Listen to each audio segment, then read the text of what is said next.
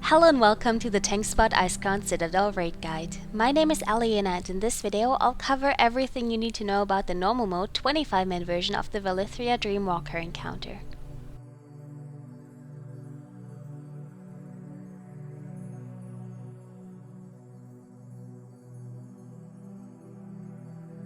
Whoever said healers were merely raid support? This fight is all about us healers, and for once, the tanks and the DPS build a support team. As soon as you enter a room, you can see Valithria lying in the middle of it, clearly hurt and bound by the archmages surrounding her.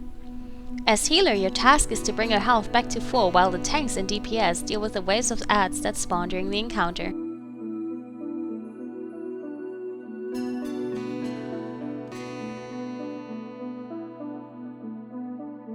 Their goal is to absolutely minimize raid damage to give the healers the most amount of time to actually heal the boss and hence end the encounter quickly.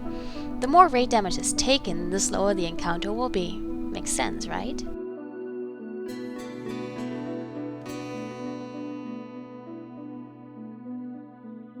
Valithria starts out at 50% health, which puts her at 18 million and leaves you with another 18 million to heal. A setup of 2 tanks, however little DPS you can get away with to get the job done, and as many healers as possible is recommended. In our case, we just had 6 healers, so the fight took a while.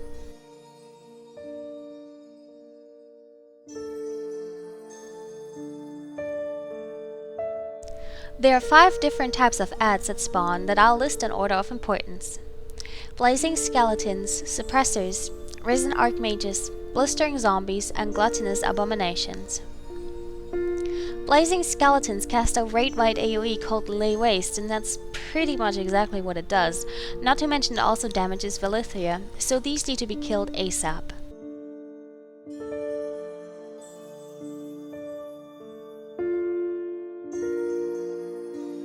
Suppressors basically just run up to Valithria and channel a spell that makes her take 10% less healing per suppressor channeling. They have low health, so they should be taken out quickly as long as no blazing skeleton is up.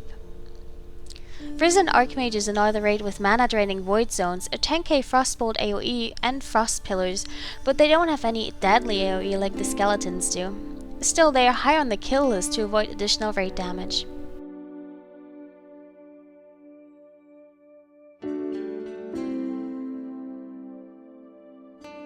Blistering Zombies cast Acid Burst, which is a 10k AoE in a 15-yard area, and it also makes everyone that got hit by it take a small 20-second dot. They also greatly increase the damage your tanks take. The Abominations have a lot of health but don't really do anything menacing at all. They just spawn a couple worms up in death, so have your tank pick them up.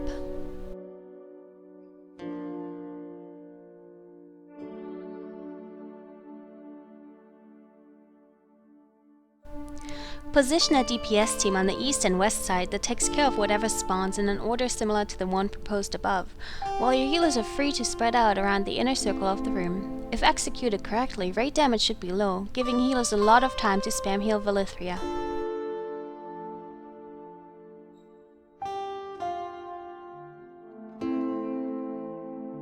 Frequently, Valithria will summon about 10 nightmare portals in random locations around her inner circle. They will show up as little green seeds before becoming clickable, and upon clicking one, you will be teleported to the Emerald Dream where you can freely float about the room to pick up nightmare clouds. When touching a nightmare cloud, it erupts, giving you a stack of Emerald Vigor, a buff that increases your healing and damage done by 10%, as well as regenerates 200 mana every 3 seconds per stack.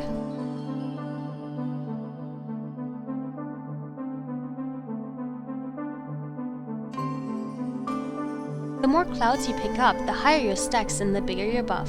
Unless you're going for an achievement, only healers should be taking portals. You don't want all of your healers spaced out at the same time though, so make sure to assign an order if this is a problem for you.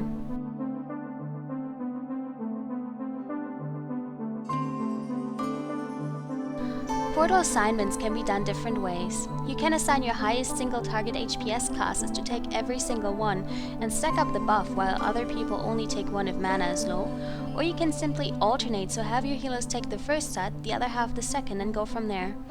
Or you can just have people take portals if mana is an issue. The most effective way is probably the first one, but this would take some math.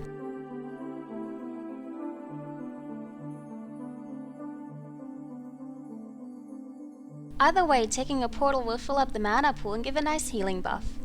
Abilities such as Guardian Spirit and Lay on Hands do work on Valithria and will provide a nice minor buff, so go ahead and use them whenever available.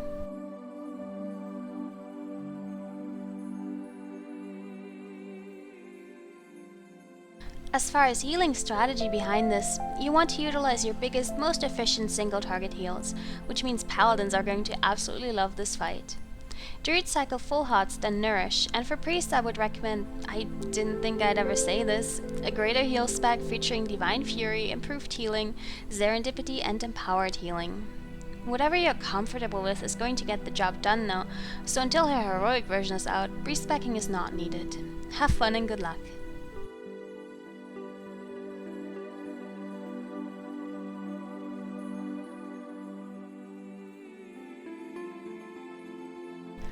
Thank you for watching this movie. As always, feel free to ask questions or add suggestions either on YouTube or on the strategy thread on TankSpot.com. Also, TankSpot donors can download all of these movies in high definition directly from our servers, so if you'd like to learn more about that, just click the second link in the movie information box.